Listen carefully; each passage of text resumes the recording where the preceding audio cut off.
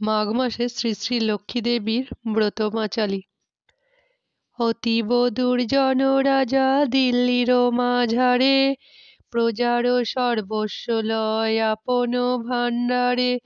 ভয়ে ভয়ে সকলেতে সদা থাকে সেথা, গলে ধরি কারি লয় সে ভয় সর্বথা। একদিন দৈবযোগে ভিক্ষু এক এলো, কিছু ভিক্ষা দাও বলি রাজ কাছে গেল।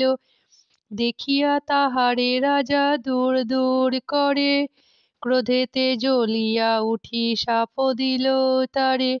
মদগর্বে গর্বী রাজা লক্ষ্মী ছাড়া হবি, তখন আমারে তুই চিনিতে পারিবি।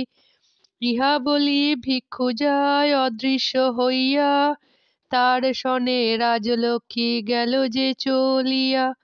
রাজমধ্যে মহামারী যদি দেখা দিল, প্রাণ ভয়ে প্রজাগণ পলায়ে যে গেল।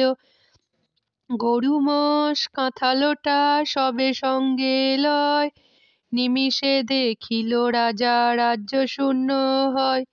রাজ্য শূন্য ধন শূন্য রাজারও ভাণ্ডার, দেখিতে দেখিতে হয় ঘোর হাহাকার। সেই কালে মনে তাঁর হইল উদয়, ভিক্ষুরে বৈমুখ করি আমি নিচাশয়।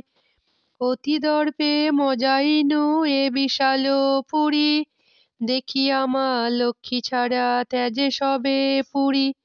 অন্নহীন বস্ত্রহীন ছেঁড়া কাঁথা গায়, চারিদিকে হেরি শূন্য সব যায় যায়।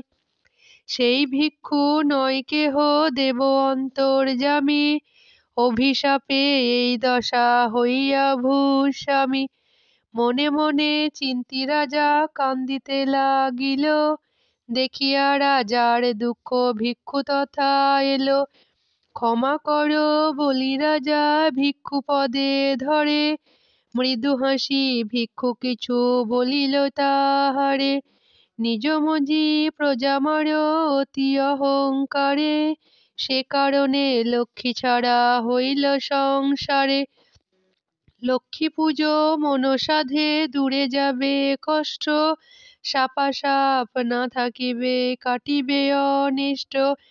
রাজলক্ষ্মী কুললক্ষ্মী আসিবে ফিরিয়া, পূর্বমত হবে বলি গেল যে চলিয়া। ডাকিয়া আনিল রাজা পাত্র মিত্রগণ, সকলে আসিয়া করে লক্ষ্মীর পূজন। প্রতি গুরুবারে রাজা লক্ষ্মী পূজা করে, রাজলক্ষ্মী আদি করি ফিরে আসে ঘরে। এই পালা যে বাসনে ভক্তিযুক্ত মনে, তাহারে করে কৃপা লক্ষ্মী নারায়ণে।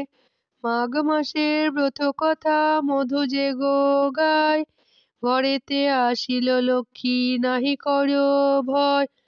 জয় মা লক্ষ্মী।